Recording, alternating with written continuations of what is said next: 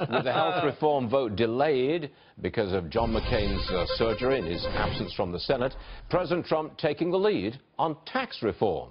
Secretary Mnuchin, economic advisor Gary Cohn, they're working with congressional leaders on the tax code rewrite. Joining us now, Senator Charles Grassley, Republican from Iowa. Mr. Senator, we hear that President Trump is taking the lead on tax reform, that he's going to barnstorm through the Midwest to push this, appealing directly to his supporters.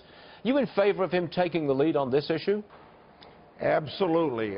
When I was chairman of the Finance Committee in the 2001 and 2003 tax bills, that was after 4 years of paying down a lot of money on the national debt, $500 billion.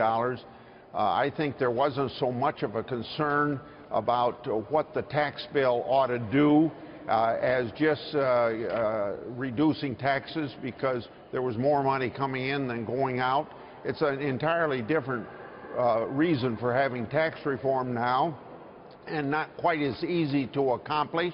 So having presidential leadership is absolutely essential, and I can vouch for what you said about the president and his cabinet being involved with it, because I've been involved in several meetings where Secretary Mnuchin and the economic advisor was there as well, and it really helps to have some coordination between the House and Senate.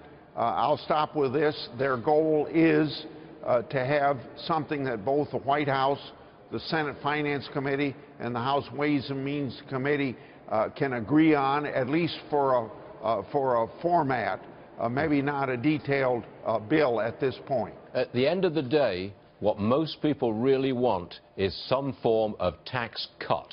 You think we'll get that? Absolutely, before Christmas. Before Christmas? Well, listen, it really needs to be done before Thanksgiving, because IRS needs about those extra days to get ready for people filing their taxes in January. Now, I want to ask you about the big technology companies of America, Amazon in particular. There's a lot of talk that they should be reined in because they're so big, they're so powerful, they're so wealthy. Do you think that we should be reining in our big technology companies in any way at all?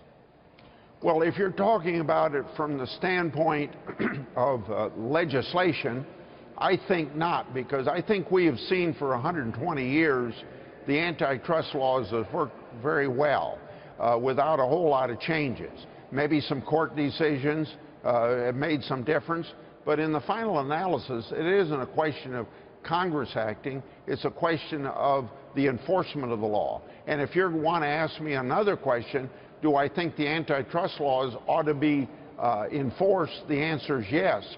But I look at that as a non-political or apolitical sort of an approach, that the people that are experts in administrative law, whether with the antitrust law, whether it's at the Justice Department or the Federal Trade Commission, they ought to be in charge of making sure that nothing going on is anti-competitive, because we believe in competition to make the free market system work.